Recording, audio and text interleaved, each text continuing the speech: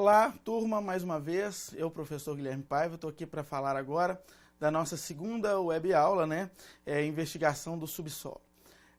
Como dizemos nas aulas passadas, nos blocos passados, o importante é que quanto maior o conhecimento que nós temos sobre o nosso solo, sobre aonde a gente vai inserir a nossa fundação, onde o prédio vai fazer, o prédio ou estrutura qualquer, vai fazer a sua descarga, quanto maior o conhecimento, melhor, mais bem dimensionadas e econômicas são as nossas fundações. E aí a gente precisa seguir parâmetros para poder fazer o reconhecimento desse local. E aí a norma também NBR 6122, ela estabelece alguns critérios que nós vamos ver aqui a seguir, olha só, de investigação do subsolo. A primeira é a etapa de investigação de reconhecimento. Essa etapa é o primeiro passo. Onde é que nós vamos construir o nosso prédio? Onde é que nós vamos construir a nossa edificação, a nossa ponte? Então nós vamos nessa etapa para reconhecer o local.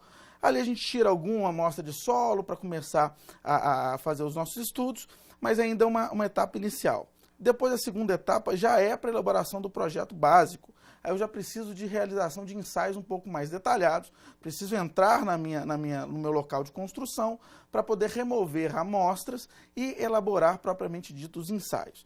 Depois a etapa de investigação para a elaboração da obra propriamente dita, aí a gente começa a fazer as escavações, possa ser que a gente perceba alguma coisa que a gente não percebeu inicialmente. Um veio de solo que às vezes a investigação não pegou, então a gente precisa verificar com bastante cuidado no momento da escavação, no momento da execução da obra, se o que a gente está encontrando na escavação, o que a gente está encontrando no ponto que a gente está realizando a fundação, é aquilo que está com o projeto.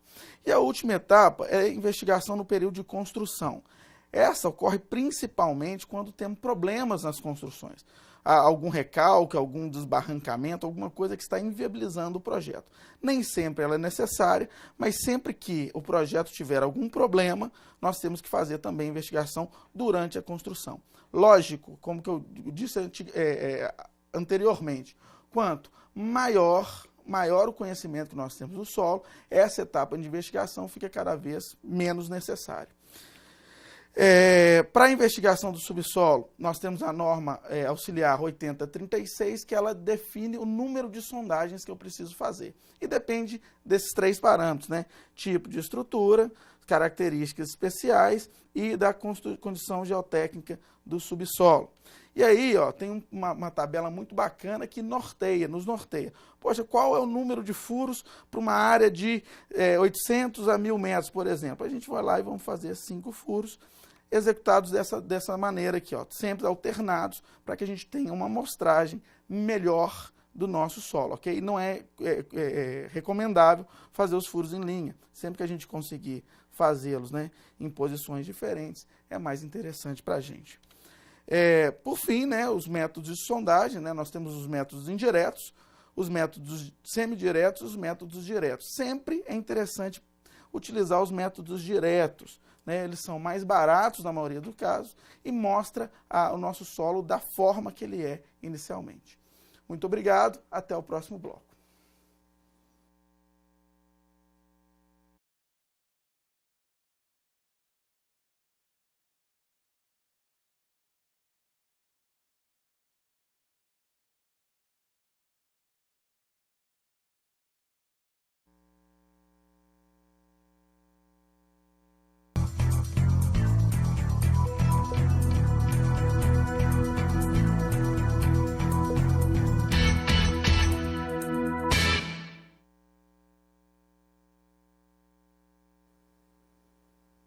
Olá, turma, agora para falar do nosso segundo bloco da disciplina Fundações e Obras de Terra, da web aula 2. E agora nós vamos falar da métodos de investigação do subsolo. Como é que nós vamos obter a amostra para que a gente possa ter as informações para dimensionamento das nossas fundações? Então vamos falar agora de 3 técnicas básicas. A primeira técnica é a utilização de poços e trincheiras para a obtenção de amostra indeformada. A obtenção de amostra indeformada ela é extremamente interessante para a gente, porque nós temos condições de analisar o solo da maneira que ele é em campo. Então nós fazemos uma espécie de uma trincheira e removemos blocos de solo entre 60 por 60 até 1 metro por 1 metro, para poder levar para o laboratório, moldar o corpo de prova e com esse corpo de prova definir propriedades importantes, como percolação de água, como permeabilidade, como a tensão triaxial de resistência do solo. Então é de extrema importância. Então aqui a gente pode ver na foto aqui, ó, a abertura de uma trincheira e nessa trincheira a remoção da amostra indeformada. Lembrando que para levar essa amostra para o laboratório, ela tem que ir com muito cuidado. Quando colocar no equipamento de transporte, ela não pode ir batendo, ela não pode ir tremendo, porque senão ela pode perder a propriedade do solo. A segunda investigação, tipo de investigação que a gente pode fazer é a sondagem a trado. A gente entra com um trado, né? O trado pode ser esse trado cavadeira, que ele deforma o solo, né? O trado espiral, qualquer um dos 3 tipos, ou helicoidal. Esses 3 tipos de trado, ele deforma o solo, mas mesmo com o solo deformado, a gente consegue ter características importantes a ser definidas. Que características são essas? Principalmente granulometria, ok? Que define o teor de argila, teor de areia, teor de silt do nosso solo. Rudimentar, barata, mas interessante para uma primeira avaliação do solo e às vezes para uma fundação rasa ela é suficiente só aqui. E, por fim, a nossa sondagem de percussão SPT. Essa é a mais completa, né? A gente utiliza um equipamento específico, especial para isso, e ela, além das características do solo, né, que ela consegue retirar uma amostra indeformada que fica dentro do amostrador, nós temos uma amostra indeformada de solo aqui dentro do amostrador, além disso, ela oferece parâmetros de resistência do solo. Então, de acordo com o nível de batidas, a gente tem o número, né, número de batidas necessárias para cravar o ensaio no solo, e com esse número de batidas a gente consegue fazer correlações extremamente importantes para a determinação da resistência do nosso solo. E também, de suma importância, a determinação do nível de água do solo. Mais uma vez, muito obrigado, até o próximo bloco dessa segunda webaula.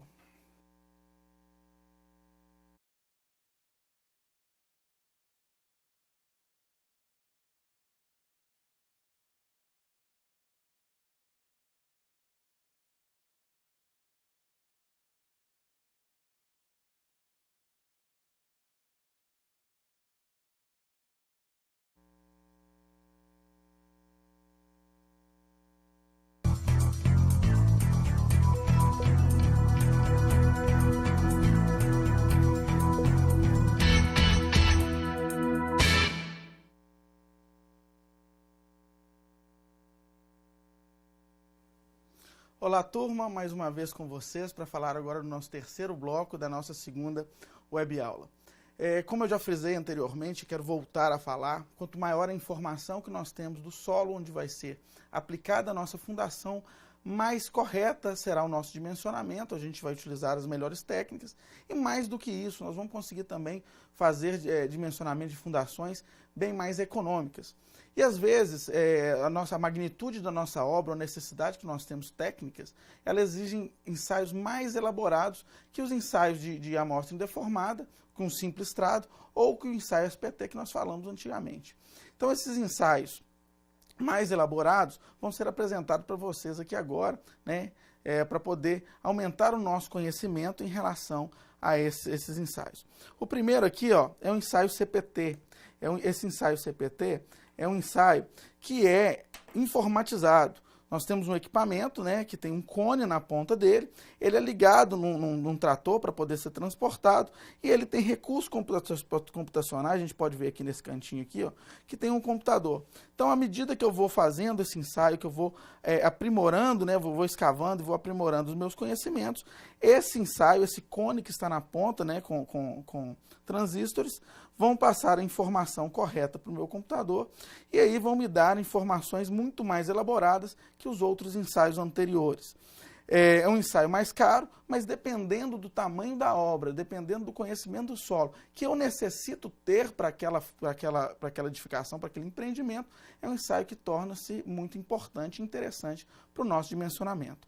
E o segundo ensaio é o ensaio do dilatômetro, né? A gente utiliza uma paleta, essa paleta ela é também cravada no solo, e aqui tem uma parte da paleta que ela dilata, né? Ou contrai de acordo com as pressões que vão sendo aplicadas, sendo colocadas no solo sobre a paleta. Também é um ensaio mais elaborado, um ensaio que nós utilizamos principalmente em obras de maior vulto, porque representa também um custo mais alto, mas que dependendo do tamanho da nossa edificação vai trazer informações importantes sobre a escolha da fundação que nós vamos utilizar e principalmente sobre o método mais econômico para que a gente possa fazer aquela edificação sem que ela tenha recalque, sem que ela tenha problema nenhum. Aqui, por fim, nós temos aqui o exemplo do ensaio do pressiômetro, né? Aqui a colocação do equipamento que vai fazer, e o pressiômetro, então, é cravado no solo para poder fazer a leitura dos elementos do solo, das informações que eu preciso ter. Muito obrigado, a gente encerra aqui a nossa segunda web aula. Até a próxima aula.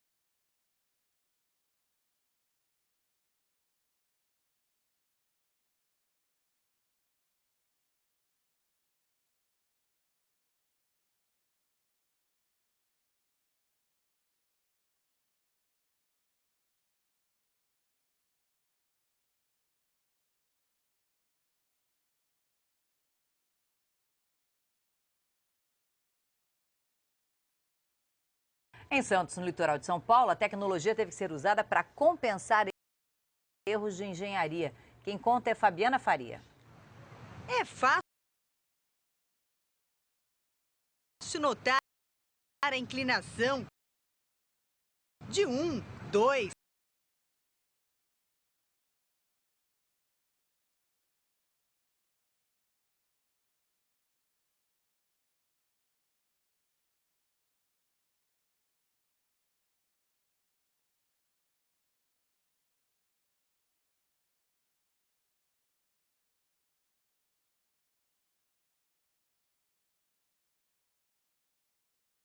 três, quase 100 prédios ao longo da Orla Santista viraram até atração. Segundo o levantamento da prefeitura, nós temos aqui aproximadamente 98 prédios tortos.